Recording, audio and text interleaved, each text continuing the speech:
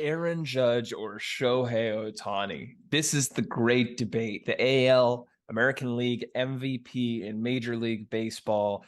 Who deserves to win it this year? I have a strong opinion. Let's talk about that. First of all, I want to thank each and every one of you for tuning into this episode of Lots of Thoughts, a sports podcast. This episode is going up on YouTube. If you're watching on YouTube, it's also available on various podcast platforms such as Apple Podcasts, Spotify, Google Podcasts, pretty much wherever you get your podcasts. The link is in the description, either way, for the alternate platforms. You can also find our social media pages at Lots of Thoughts Sports on Twitter. I'm sorry, on Instagram, at Lots of Thoughts Sports on TikTok, at LOT Sports Pod on Twitter, Lots of Thoughts, a sports podcast on Facebook, or you can visit our website, lotsofthoughts.godaddysites.com. There you can access the podcast, the YouTube, the newsletter, the Instagram, the Twitter, the Facebook, the TikTok, every single thing from that direct website, lotsofthoughts.godaddysites.com. I really appreciate everyone's support on all the podcast platforms and the social media pages. It's really been blowing up recently, and I really appreciate each and every one of you for every like, every view, every subscription, every follow. It's really something that's meant a lot to me. So thank you very much for that. Without further ado, I wanted to get into the topic of the American League MVP, and that's what this episode is really going to be about. It's a hot topic right now, and I think there's a clear, definite answer. So the debate is obviously between Aaron Judge, right fielder or center fielder for the New York Yankees, and Shohei Ohtani, DH and pitcher, dual threat phenom from the Los Angeles Angels. And there's valid arguments to both. I want to start with that. I want to start with the idea that I don't think you're necessarily wrong for having either opinion, but you're wrong for believing Shohei Ohtani should be the MVP. No, I'm only kidding, of course, but I don't think that anybody is necessarily wrong when choosing for an award that's subjective, like a most valuable player, because there is no solid definition of most valuable player, right? You could argue, a lot of people, especially new age baseball fans, will argue that WAR is the ultimate indicator, but I believe WAR can be a bit faulty, and it's not a and a be all end all solution for who's the better player, who's more impactful for their team.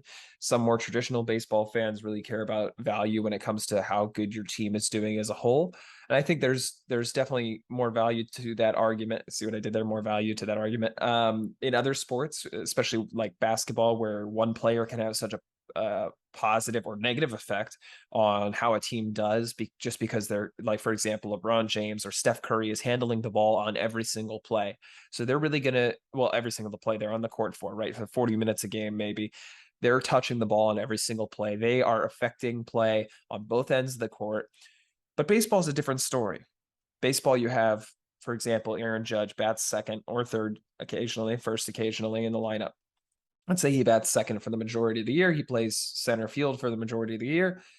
He bats one slot out of 9, and that's all he can really do. Once he's retired, or once he gets on base, or once he hits a homer, he's got to wait through 8 guys before he could get a chance again. It's not like he could just take the ball again.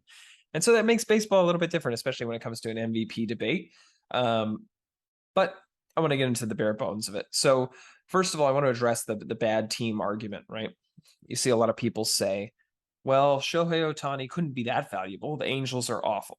And that's been an excuse to vote against Mike Trout for years, and various other players who have played on bad teams, but been very good for those bad teams.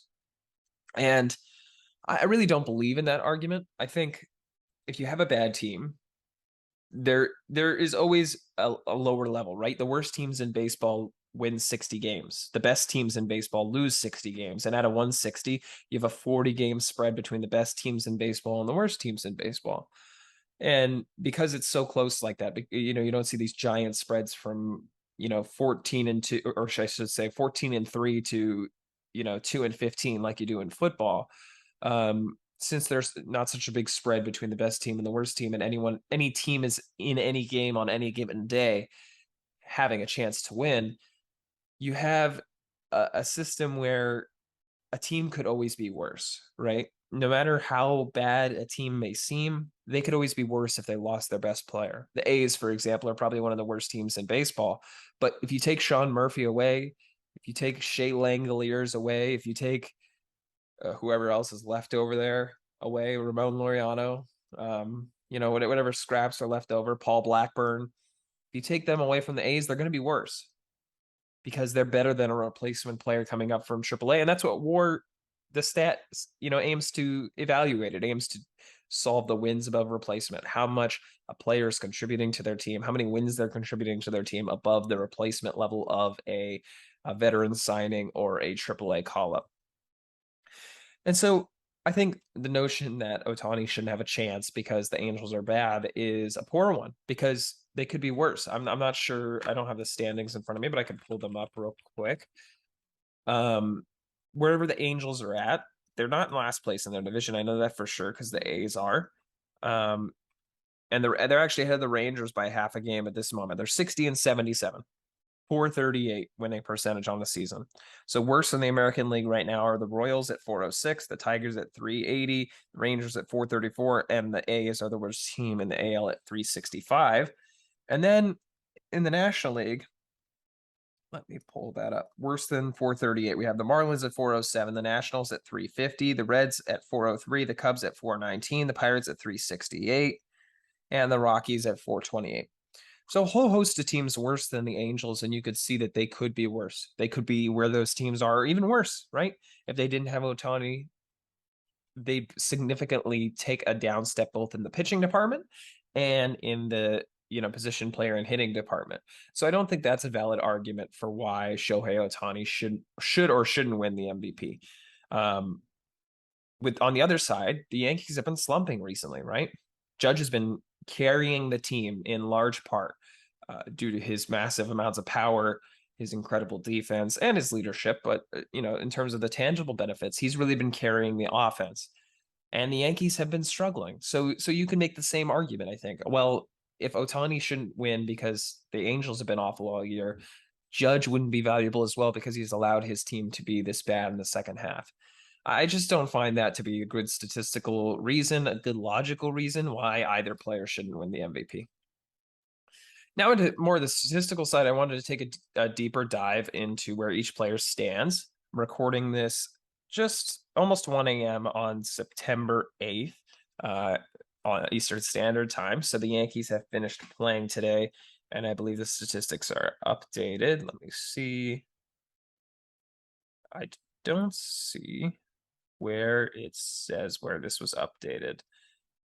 No, it wasn't updated. This is before today because the Judge only has 54 home runs. So anyway, it'll be relatively close. So Judge and Ohtani both have played 131 games. Judge has 109 runs. Ohtani has 78, but that's in large part because Ohtani doesn't have a lot of good players backing him up. Not that Judge does recently, but Judge has 146 hits. Ohtani has 130. They have about the same amount of doubles. Ohtani has more triples purely because of foot speed. Home run category, the big difference. Judge is at 54 and Shohei Ohtani is at 32. RBIs, 117 for Judge, 85 for Ohtani. Once again, this is largely based on who they're batting behind. Stolen bases, Judge has 15, Ohtani has 11. Caught stealings, Judge only has 2, Ohtani has 9, right? So Ohtani's been successful 11 out of 20 attempts. Judge has been successful 15 out of 17. Strikeouts, I'm sorry, 147 for Judge, 135 for Ohtani, fairly close. And then the triple slash line. Batting average, Judge is at 302, Ohtani's at 268. On base percentage, Judge is at 403, Ohtani's at 358. Slugging, Judge is at 682, Ohtani's at 533 rather. And that leads to a total OPS of Judge at 1.085 and Ohtani at 0.891. I always like to think of OPS in a very easy way. I like to think the 700s are a decent major league player. 600s are a little below. If it starts with an 8, that means you're a good MLB player. If it starts with a 9, that means you're a very good MLB player. And if it starts with a 1, you're a superstar. That's where Judge is. It starts with a 1, 1.085. And Ohtani's sitting at 891, right? Right between the border of a good and very good player. I think he's better than that on a normal basis, but that's where he's been at this year. His OPS plus, Aaron Judge is at 204, which would be the second best offensive season in MLB history behind only Barry Bonds in the year that he hit was 73 for the MLB record. And Shohei Ohtani's at 149 OPS plus. I'm not really going to go into many of the value statistics or defensive statistics, but in terms of Baseball Reference WAR, Judge is at 8.4, and just for offensive WAR, Ohtani's at 3.2. Now, of course, Ohtani has his pitching stats, right, which are not quite comparable with Judge because obviously Judge doesn't pitch. So as Baseball Reference decides to refresh Ohtani's pitching stats, he's 11-8 in his win-loss record with a 2.58 ERA, which is just incredible. Started 23 games through 136 innings so far this year. His ERA plus is 156, meaning he's 56% better than the average MLB pitcher in history. 12 strikeouts per nine, which is incredible. A 5.48 strikeout to walk ratio, which is significantly improved from last year at 3.55, the year he won the MVP. His whip has gone down as well at only a 1.044. His FIP has significantly decreased, going from 3.52 to 2.54. He's a better pitcher than he was last year. He's a worse hitter than he was last year. But here's the thing. Comparing to last year is an interesting conversation because we had a competition last year between Ohtani and Vladimir Guerrero Jr.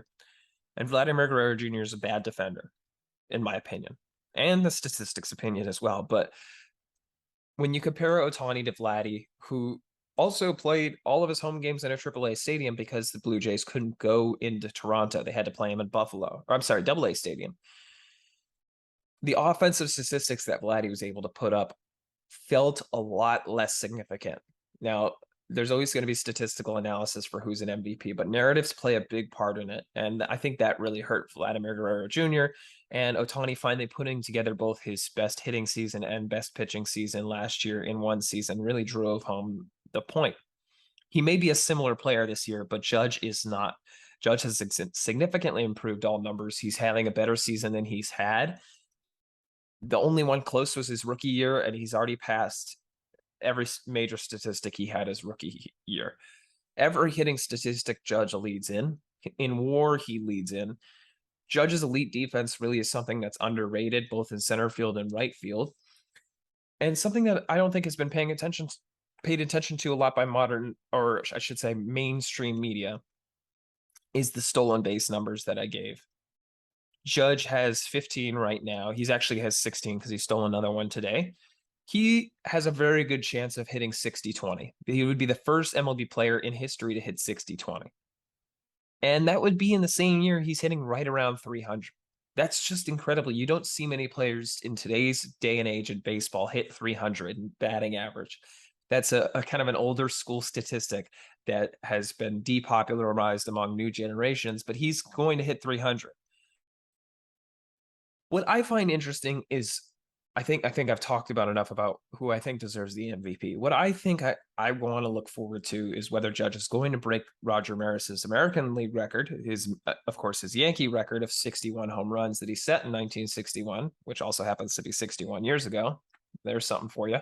But what I think is interesting, I think he's going to do that. I think he's only got 5 left or 6 left before he does that, and we have a good solid 3 weeks of baseball. He'll be able to do that, assuming he doesn't go on a complete cold streak. But if I'm Major League Baseball, I'm hoping he passes Bonds as well. Think about it this way, right? Before Bonds hit 73, Roger Maris's 61 was the record. It was the thing that could not be passed. Of course, before Sosa passed it as well. But when Bonds passed it, that became the new home run record until everyone found out that him and Sammy Sosa as well both had associations with PEDs. And I'm not going to get into both of their PED usage. I think that you're welcome to, Google that yourself, whether they actually did it or whether, there isn't enough concrete evidence, whatever the situation is. That is an ambiguous MLB record right now. I think there's a lot of Major League fans that believe Bonds has the record, which is literally true. His record is #1 in Major League statistics. But there's a lot of Major League fans that don't believe it's legitimate, that believe because he was on steroids or may have been on steroids, that Roger Maris's record should be the one that stands. Well, think about it this way. If you're Major League Baseball, this is something that's hard to talk about because you're one of your biggest stars of the last 30 years in Barry Bonds has been clouded with this, idea that he's not a morally upstanding guy and that his records aren't legitimate and it's hurt his Hall of Fame case, right? That's not great for the sport. They would want a record holder who holds the single season record that is free of any potential morality issues, any potential cheating scandals. It's just like how if they could go back and turn over the make sure the Houston Astros never won that 2017 World Series, they'd probably be very grateful because there's always a little asterisk on that. If the Dodgers won it, it really wouldn't have mattered. But this Bonds record will always have a little asterisk next to it, whether you believe he's the true home run king or not. So Major League Baseball should be rooting for Aaron Judge to pass this record. If he hits 74 home runs, that's the new Major League record, no matter who you ask. Can he do it? Maybe. It's a very, very, very slight chance that he could do that, but Major League Baseball should be rooting for it. And here's something that I don't think is talked about a lot too. If you'll remember a few years ago, Major League Baseball had juiced baseballs that were implemented to, spur on offense, and teams broke through home run records like no tomorrow, right? Stanton hit 59, Judge hit 52, Alonso hit 53. Teams were going crazy, hitting crazy amounts of homers. It was bonkers, right? And the next year, they deadened the baseball, and players actively complained, right, that baseball was different all of a sudden because Major League Baseball realized that home runs and strikeouts were not really a good brand of baseball to watch. So they deadened the baseball, hoping for more contact, and they got that, but they also got a significant decrease in offense. And a large part of that is due to the fact that pitchers have an insane spin rates nowadays. So what does baseball do? Instead of, bringing back the juice baseballs, they say, well, pitchers aren't allowed to use any sticky stuff. No rosin and sunscreen, no pine tar, no spider tack, no nothing. Creates a huge scandal. Many players complained about that. Not only that they're having trouble gripping the baseball, but that they're getting injured in the process of trying to figure out how to grip the baseball without using what they had, grown up through the minors using to keep their control over the baseball and hold on to the seams. So you had a big issue with the juice ball period. And then as I've started to notice over the past few years, in marquee games, the ball's jumping out more than usual. In the postseason, we see higher exit velocities in games that are featured on ESPN, such as Sunday Night Baseball, such as the Field of Dreams game. Exit velocities are spiking. And that's data that we don't have access to. It's just conjecture. You'd have to do a lot of data recording to find out, because that kind of data is only available to MLB officials and to writers who, wouldn't compromise the concept. But I believe that if you did a statistical analysis on primetime games, on those games that are, popularized, that are big teams, big names being put on major television networks rather than just the local games, and you did an analysis on exit velocity, you did analysis on runs scored, on power, on, various statistics on how hard the ball jumps out of the park, I believe that baseball is still implementing these juice balls periodically to try to spur on some offense and get people talking about baseball. And if they're doing that, right, that's a big accusation for me, and I don't take that lightly. But if they're doing that, Judge's games are the perfect time for them to do that, right? If they think about what I said earlier, if they want him to hit 74 home runs, which they should want him to hit 74 home runs, just to have a clean home run record, start from scratch, no worry about steroids. It's Judge and only Judge for 100% of fans and 100% of players trying to break that record in the future. Well, the best way to make sure Judge hits more home runs is to bring back the juice baseballs for Yankees games. He already doesn't get a lot of pitches to hit because there's not a lot of, players behind him hitting well. You have 3 rookies batting in the lineup, one of which leading off, one of which playing cleanup, and one of which batting 7th. That's how you know the Yankees are really struggling. So if he's not going to get that many pitches to hit, you might as well make sure the balls are, able to be hit out easier. And I'm not advocating for it. don't hear what I'm not saying. I don't think Major League Baseball should do that. I don't think it's morally upstanding to do that. As a Yankees fan, I think it would be kind of cool just because I'd like to see Judge hold the home run record, but I'm not advocating for it. What I'm saying is that if MLB wants that consistent record, which they should, the mode of action very well could be implementing the juice balls back again and watching Judge shatter that record. I don't think that's going to happen. I think he'll break Roger Maris's record of 61. He'll probably hit 63 or 64, and that'll be that. But it'll definitely be something interesting to watch, whether he breaks those records and whether he secures that AL MVP come end of the season. Well, that'll do it for this episode of Lots of Thoughts, a sports podcast. If you liked the episode, feel free to subscribe wherever you get your podcasts or on YouTube. All podcast episodes, along with daily video content, is going up on our YouTube channel. Please feel free to check that out. All sports related, all fun stuff. It's Lots of Thoughts, a sports podcast on YouTube. You can visit our website, lotsofthoughts.godaddysites.com. There you can access the Instagram, the Twitter, the Facebook, the TikTok, the YouTube, the podcast, the newsletter, everything from one site, easy to find, easy to use. Lotsofthoughts.godaddysites.com. I want to thank each and every one of you for listening or for watching if you're watching on YouTube, and have a wonderful rest of your day.